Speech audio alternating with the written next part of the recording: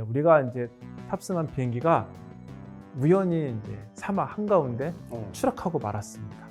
현재 추락한 장소에 남을 것인지 아니면 목적지를 향해 떠날 것인지 어떤 게 더 생존할 확률이 높다고 생각하시고 그리고 어떻게 선택하시겠습니까? 최근 연구에 따르면 가까운 미래는 각 태어난 아이의 DNA를 분석해서 미래를 예측할 수 있다고 합니다. 그렇다면 어떻게 우리는 아이의 미래를 예측할 수 있을까요? 대혼돈의 멀티원 또 끝판왕 데이터 리터러시 세상에 오신 여러분 진심으로 환영합니다. 네, 저는 여러분의 즐거운 여행을 돕기 위한 길잡이 주민천입니다. 네, 이번 시간에도 역시나 저와 함께 새로운 유니버스를 이끌어 주실 마스터 두 분 자리해 주셨습니다. 우리의 데이터 히어로 윤우재 마스터님 그리고 우리의 데이터 고민 해결사 제시카 마스터님입니다. 반갑습니다. 반갑습니다. 여러분의 데이터 히어로 윤우재 인사드립니다.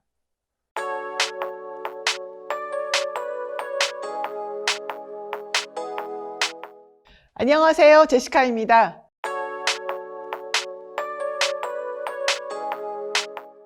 어디선가 누군가의 데이터 고민이 생기면 달려갑니다.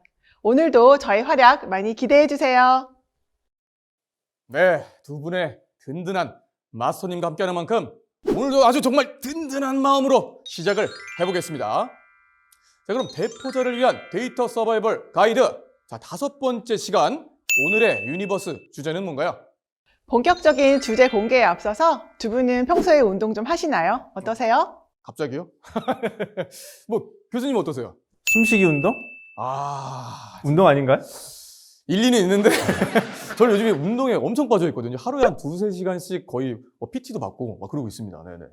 요즘 건강하고 젊게 살기 위해서 PT나 러닝 아니면 홈트라도 하시는 분들도 많잖아요. 맞습니다. 뭐 이 새해다 보니까요. 뭐 운동을 다시 시작하려고 하시는 분들도 많긴 하다지만 근데 이 시점에서 이게 저희 주제랑 무슨 상관이 있는 거죠? 운동이란 게 시작할 때 기초 체력이 중요하잖아요. 지난번까지 우리가 배웠던 것들이 어떻게 보면 데이터의 기본이라고 할 수 있는 것들이었거든요. 그렇다면 기초를 배웠으니까 앞으로 어떤 걸 배우게 될지 감이 오시나요? 네, 기초 체력을 만들었으니 이제 근육을 만들어야겠죠. 데이터의 근육이라. 벌써부터 의미심장하지 않나요? 맞습니다. 이번 유니버스의 주제는 바로 데이터 분석 근육 만들기입니다. 지난번 유니버스에서 데이터 시각화로 패턴 찾는 법에 대해서 배웠는데요. 오늘은 기계를 통해서 시각화 패턴 찾기를 시켜보는 방법에 대해 배워보려고 합니다. 기초를 지나 심화 과정이라 할 수 있겠네요. 심화 과정에 해서 너무 긴장되신다는 분들이 있으실 겁니다. 지난 시간까지 수업을 복습하고 오시면 좋을 것 같습니다. 네, 그러네요. 데이터 싱킹 티키타카 전 과정만 들으면 뭐 데이터 기초 체력은 물론 근육 빵빵까지 가능하겠네요. 자, 그럼 본격적으로 시작해 볼게요.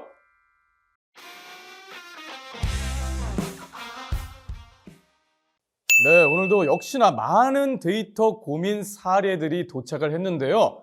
과연 어떤 고민일지 바로 소개해 보기 전에 자, 오늘은 반대로 제가 한번 기대를 해볼게요. 제가 한번 해볼까요? 마치 알고 계시는 위기를 직감하셨어. 하지만 저는 알고 있습니다.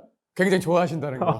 제가 오늘은 이 림을 한번 해보겠습니다. 오늘 한번 특별히 윤 마스터님께 사례를 한번 부탁드려보겠습니다. 이게 정말 기회를 주셔서 감사합니다. 네. 저도 언제 이런 기회를 해볼까? 그러면 약간 하나 정도 옵션을 추가해도 됩니까? 옵션 뭐가 있나요?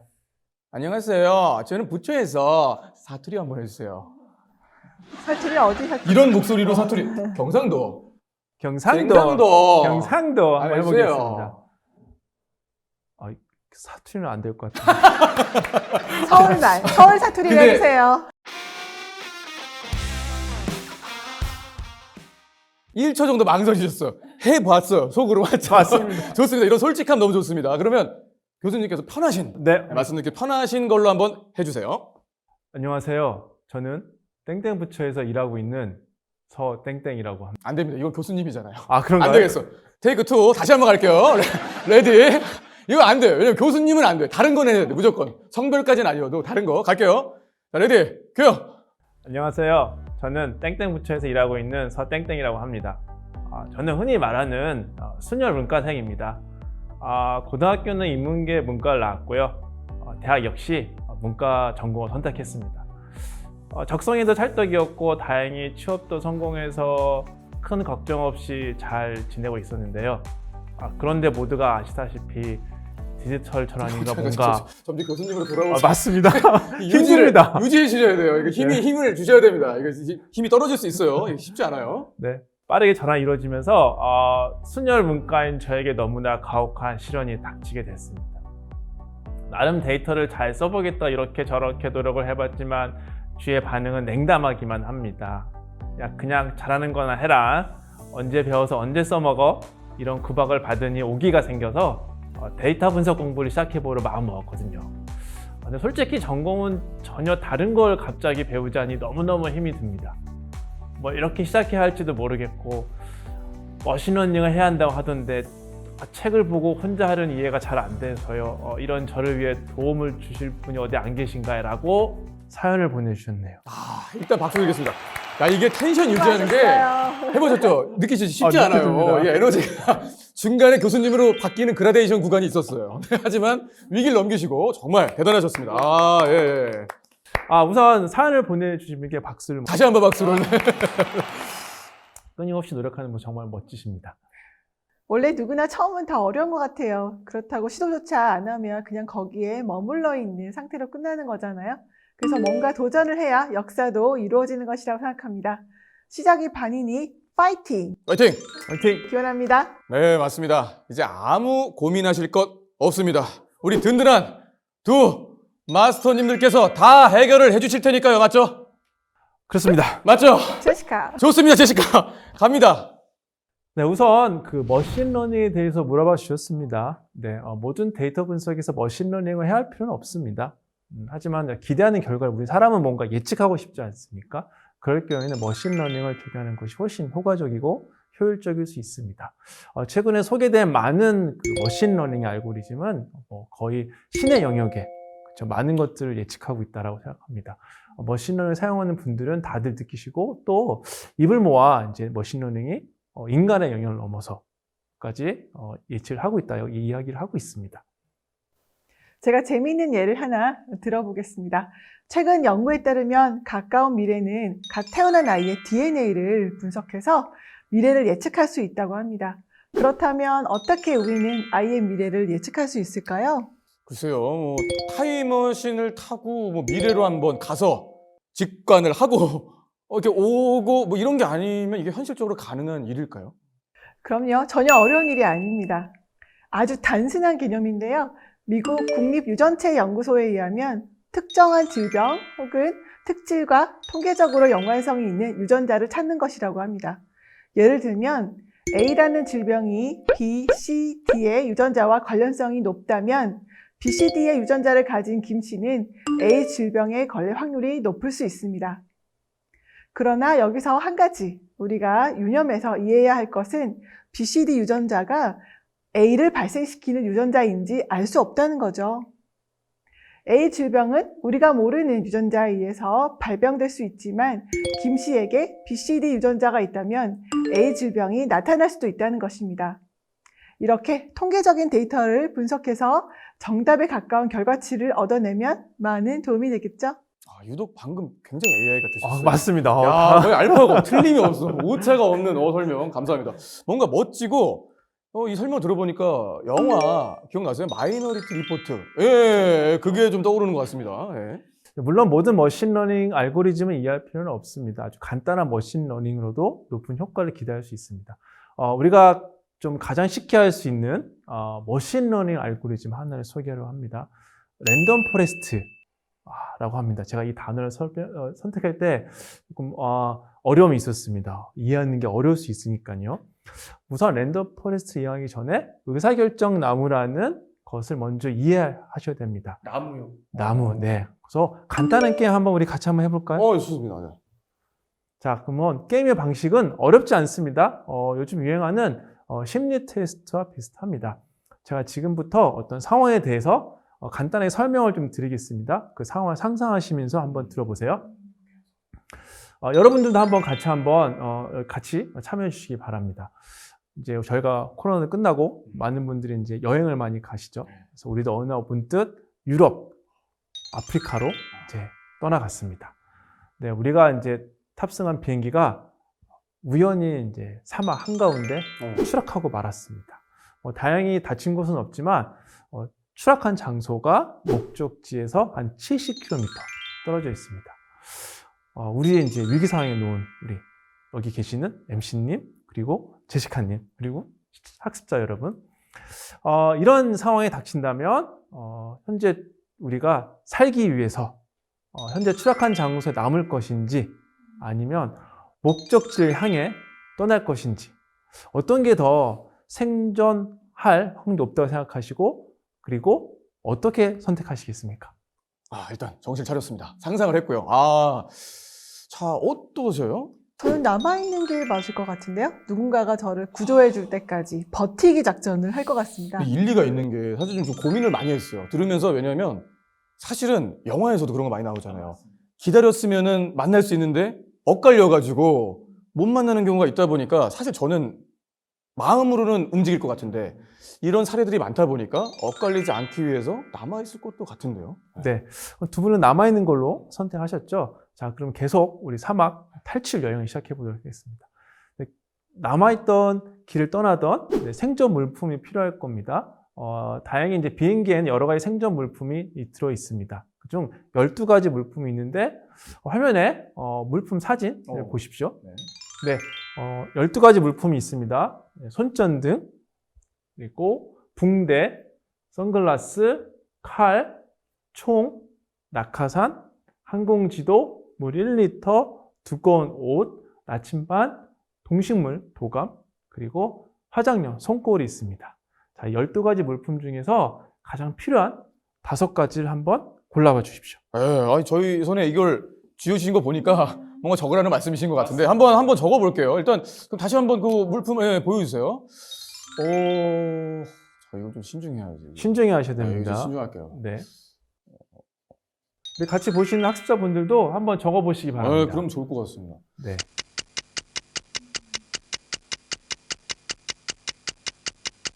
자, 그러면 과연 각각 적으신 내용을 한번 왜 선택하셨는지 설명 한번 부탁드리겠습니다. 우리 제시카님부터.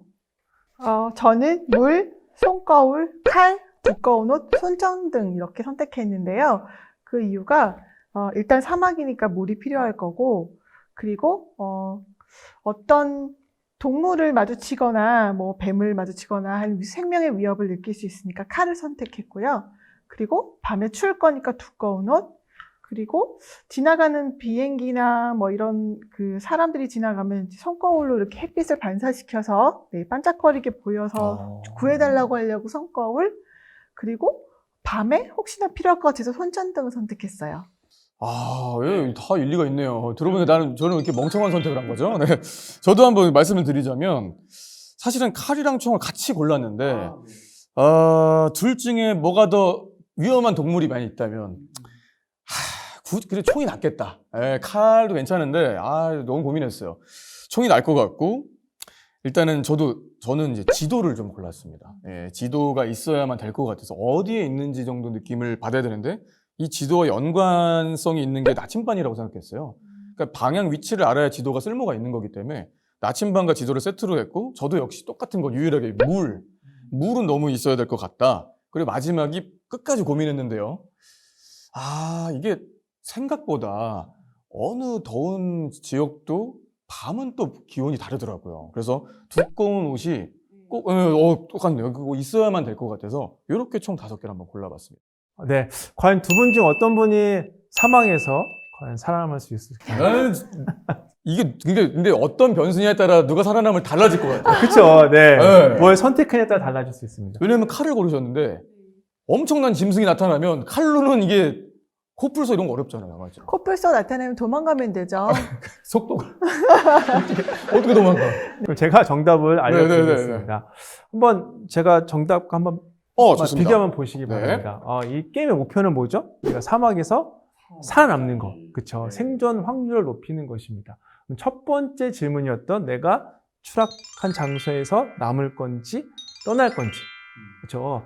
정답은 바로 추락한 장소에 남아서 기다리는 것입니다. 저희 맞았습니다. 이거는 왜냐하면 분명히 구조대가 올 것입니다. 여러분들 구출하러. 그러면 떠나게 된다면 만날 확률이 적겠죠. 맞습니다. 이게 사실 이거였어요. 이 영화가 허구는 아니래요. 항상 영화에서 그 어긋나는 포인트가 보이잖아요. 저희는 같이 보니까 되게 안타깝단 말이에요. 그 스칠 때. 확실히 그게 없는 말은 아니었던 것 같습니다. 네, 그렇습니다. 다음 두 번째 질문은 12개의 생존 물품 중에 5개, 즉 우리의 생존 확률을 높이는 게 무엇인가? 입니다.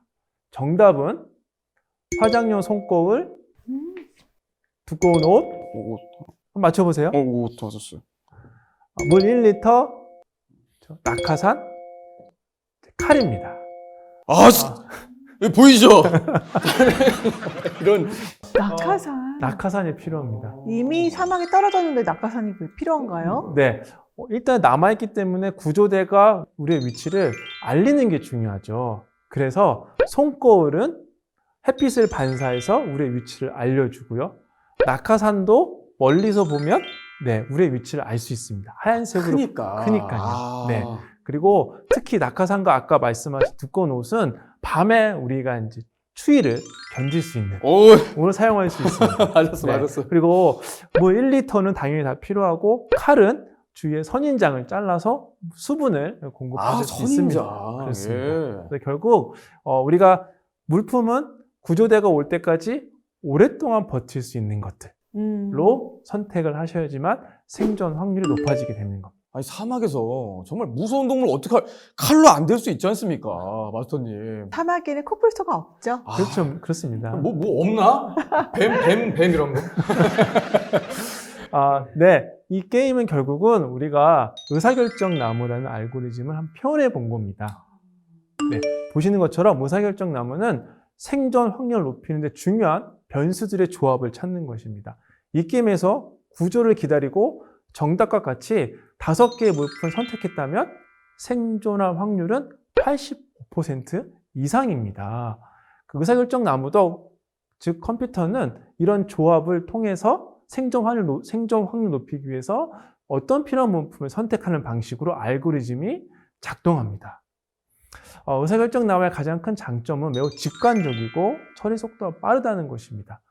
하지만 의사결정 나무의 치명적인 단점이 있습니다. 뭘까요? 뭐죠? 네, 어려운 말로 이제 과적합이라고 하는데요. 과적합이 뭐냐 하면 혹시 야구 좋아하시나요?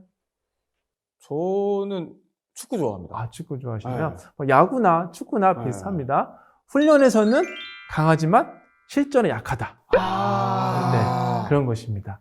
그래서 뭐 야구로 예를 들면 훈련에서는 장타를 뻥뻥 치다가 실전에서는 병살만 치는 이런 놈인 거죠. 네, 즉 정답이 있는 훈련 데이터에서는 훌륭한 결과, 예측력을 보이지만 정답이 없는 데이터에서는 결과값이 굉장히 낮다, 안 좋다 이겁니다. 이거 예희 씨가 정말 슬프네요. 그러니까 사실 제가 뭐 어차피 스포츠로 치환을 해보자면 뭐 야구나 축구나 정말 다 좋아하는데 서로 안타까운 그런 가끔 만년 기대주 선수들이 종종 있잖아요. 그런 선수들의 경우 이제 팀이 바뀌면서 갑자기 성적이 확 좋아지는 경우가 있거든요, 실제로. 그 이후에는 뭐 바뀐 팀의 새로운 방식의 뭐 훈련, 뭐 코칭 뭐 이런 것도 있을 테고 또 선수 본인이 어떤 연습이나 몸 만들기 등의 노력도 뭐 있을 테고 아무래도 그 의사 결정 나무에는 그런 도움이 좀 없는 걸까요?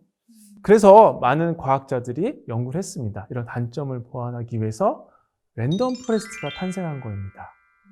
두 분은 클래식 음악 좋아하시나요? 네, 좋아해요. 저도 좋아합니다. 네, 클래식 음악에서 우리가 앙상블이라는 얘기를 한번 용어를 들어보셨을 겁니다. 앙상블은 이제 클래식에서 소규모의 합주단 사용된 용어입니다. 간단히 말씀드리자면 여러 개의 악기를 사용해서 더 좋은 소리를 내는 거죠. 앙상블은 결국은 집단 지성을 활용하는 개념입니다. 더 좋은 음악을 만들어내는 것입니다. 이런 관점에서 앙상블 학습은 여러 개의 의사결정 나무를 동시에 만들어서 그 결과를 합치는 것입니다. 랜덤 포스트라는 것이 결국은 집단 지성의 평균을 내는 방식으로 최종 결과를 도출하게 됩니다. 그렇다면 여기서 참 중요한 것이 있죠. 여러 개의 의견들이 있을 거 아닙니까? 네. 그렇죠? 그러면 그 기준을 어떻게 선정할까요? 이것이 결국 평균의 기준을 얼마로 할 것인가에 대한 문제라고 할 수 있습니다. 제가 또 하나 예를 한번 들어볼까요? 랜덤 포레스트 우리가 평균 결과를 냈습니다. 그래서 랜덤 포레스트가 이 사람은 암 양성이 49%입니다. 음성이 51%입니다. 라고 알려줬습니다. 자, 그럼 이 환자는 암일까요? 아니면 암이 아닐까요? 저는 암일 것 같은데요. 저는 아닐 것 같은데요. 만약 이 기준을 음성 평균, 기준 50% 이상으로 설정하면 이 환자는 암에 걸린 게 아니겠죠. 하지만 정확한 결정일까요? 그렇죠. 혹시 암에 걸린 환자를 암에 걸리지 않는 환자로 오진하는 건 아닐까요? 그러니까요. 네. 얼마 차이가 안 나니까. 그렇죠. 그렇다고 암 양성 판단 기준을 40%, 30% 아니면 20%로 한다면 어떨까요? 그렇죠? 암이 아닌 환자를 암에 걸린 환자로 진단하는 과잉 진료가 될 수도 있습니다. 결국 이것이 머신러닝의 가장 큰 문제점입니다. 알고리즘의 계산 능력과 속도는 인간의 능력을 초월하지만 판단 기준은 결국 인간이 해줘야 되는 것입니다. 순간 이게 아침마당 의학 코너를 지금 의학 박사님 모시고 참 저희가 심취했어요. 우리가 건강 문제니까. 데이터 분석, 근육을 키우는 거지 않습니까? 그러니까요. 네. 순간 너무 몰입했어요. 암을 예로 드시니까 확 그냥 둘이 몰입을 정말 했는데 어쨌든 말씀은 결국 최종 결정권자는 인간이다. 뭐 이런 말씀을 지금 하시는 거죠. 더 먼 미래에는요, 이 모든 걸 초월하는 기술이 나오겠죠. 뭐 그렇게 생각하면 무섭기도 한데 결국 기술을 만들고 발전시키는 건 인간이 아닌가 하는 그런 생각을 또 해봅니다. 네, 윤마스터님께서 설명을 워낙 잘해주셔가지고 정말 재밌게 공부를 할 수 있었던 것 같은데요. 제가 한 가지 보충 설명을 드리고 싶은 게 있습니다. 바로 랜덤 포레스트의 분류 기준이 무엇인지 이야기를 드릴까 하는데요. 랜덤 포레스트의 분류 기준은 정보 엔트로피입니다. 정보 엔트로피의 개념은 엔트로피가 줄어들면 내가 알고 있는 정보의 양이 늘어나는 개념입니다. 반대로 엔트로피가 증가하면 정보의 양이 손실될 것입니다. 다소 어려운 개념이지만 그림을 보면 이해가 쉽게 될 것입니다. 사막 생존 게임을 다시 한번 떠올려 볼까요? 뼈 아픈 기억이에요. 죽었잖아요, 저. 죽었습니다. 그러니까 네. 정말. 좋습니다. 자, 남는다는 바구니에 10개의 공이 들어가 있어요. 여기서 공은 정보를 의미합니다. 남는다는 바구니에 9개가 생존, 1개가 사망이라면 우리가 이 바구니에서 어떤 공이 뽑힐지 쉽게 알 수 있습니다. 즉, 이 바구니는 엔트로피가 낮은 바구니입니다. 엔트로피가 낮다는 것은 정보의 순도가 높다는 것을 의미하는데요. 반대로 떠난다는 바구니에는 4개의 생존, 4개의 사망, 2개의 모름의 공이 들어있다면 우리는 어떤 공이 뽑힐지 예측하기 어려울 것입니다. 그렇다면 이건 어떤 걸 의미할까요? 그 전에 저 사막 생존 얘기하니까 가슴이 아파요. 전 죽었잖아요. 이걸 또 생각해야 된다는 게. 네. 어쨌든 이 바구니는 엔트로피가 높은 바구니라는 일단 의미겠죠. 뭐 불순도가 높은 바구니라 할 수 있지 않을까요? 오, 정답입니다. 안경은 폼으로 끼고 있는 게 아닙니다. 네. 네, 그렇기 때문에 의사결정 나무는 마디와 가지의 분류 기준을 엔트로피가 낮은 바구니에서 어떤 공이 뽑힐지 가장 쉽게 알 수 있는 변수를 선택하는 방향으로 마디와 가지를 결정하게 되는 것입니다. 네, 정말 쉽게 설명해서 감사합니다. 지금까지 좀 어려운 용어의 랜덤 포레스트를 설명했고요. 어렵긴 했어요. 게임으로 해보니까 어떠세요? 그래도 훨씬 더 이해하기는 좀 쉬웠던 것 같아요. 네. 그래서 랜덤 포레스트는 여러 가지 장점을 가지고 있습니다. 앞에서 이야기한 것처럼 과적합, 실전에서도 강한 능력을 보이고 또 일반화가 쉽고 예측력이 높습니다. 학습하지 않은 새로운 데이터에서도 일정 수준 이상의 효과를 거둘 수 있습니다. 두 번째는 데이터의 표준화가 거의 필요하지 않습니다. 실제 그 데이터 분석 과정에서 데이터의 표준화는 결과에 큰 영향을 줍니다. 하지만 랜덤 포레스트는 데이터를 정보 엔트로피 기준으로 분류하기 때문에 데이터의 특성에 큰 영향을 받지 않습니다. 마지막으로는 적은 파라미터, 좀 어려운 이야기인데요. 파라미터는 알고리즘의 성능을 향상시키고 과적합을 방지하는 거. 제가 말하고도 위기가 있었어요. 어렵습니다. 어렵습니다. 그러니까 얼마나 네. 어렵겠습니까? 이 열등생한테 지금. 네. 그래서 저희가 과연 이 랜덤 포레스트가 얼마나 실전에서 잘 작동할지를 조종하는 미세 조종이라고 생각하시면 되십니다. 그래서 대표적인 파라미터는 한 바구니에 몇 개의 구슬을 담을 것인지, 분류 기준은 몇 개로 할 것인지, 의사나무 결정나무는 몇 개로 할 것인가를 조종하는 것입니다. 결국에는 이제 이게 인생은 실전이니까 맞죠? 아무리 연습해도 실전에 작용을 못하면 안 된다라. 맞죠? 그런 말씀이시죠? 네, 좋습니다.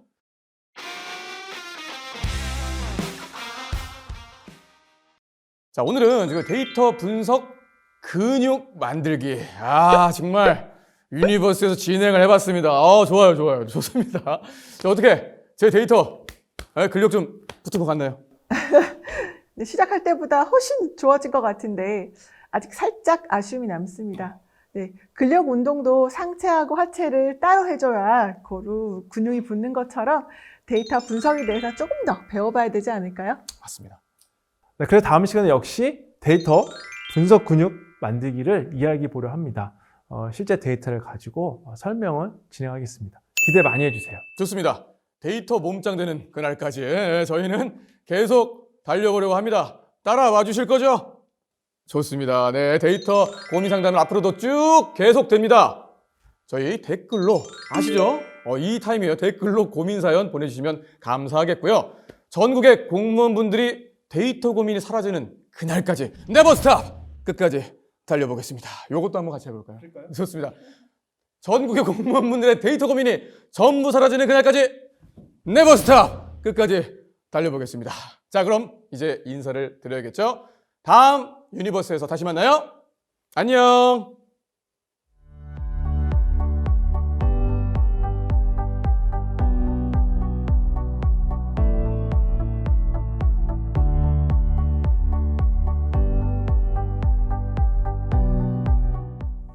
다시 돌아온 데이터 싱킹 티키타카. 오늘도 어김없이 학습자 여러분들을 위해서 학습자 싱킹 티키타카 시간 준비해봤습니다. 자, 먼저 지난 시간 문제에 대한 우수 답변부터 공개를 해봐야겠죠. 오늘의 우수 답변 바로 이분들입니다. 네, 멋진 답변들 다시 한번 감사드립니다. 일단 될 겁니다. 네. 정말 축하드립니다. 네. 학습자 싱킹 티키타카 오늘의 문제를 공개할 시간인데요. 과연 오늘은 어떤 문제일지 함께 볼까요? 네, 자, 문제 나갑니다. 다음은 빅데이터 알고리즘 중 하나인 땡땡땡에 대한 설명입니다. 과연 어떤 것일지 잘 듣고 정답을 맞춰보시면 되겠습니다. 자, 이 알고리즘은 집단 지성의 평균을 나타내는 방식으로 최종 결과를 도출합니다. 이 알고리즘의 분류 기준은 정보 엔트로피입니다. 이 정보 엔트로피의 개념은 엔트로피가 줄어들면 내가 알고 있는 정보 양이 늘어나는 개념입니다. 반대로 엔트로피가 증가하면 정보의 양이 손실. 과연 이건 어떤 것에 대한 설명일까요?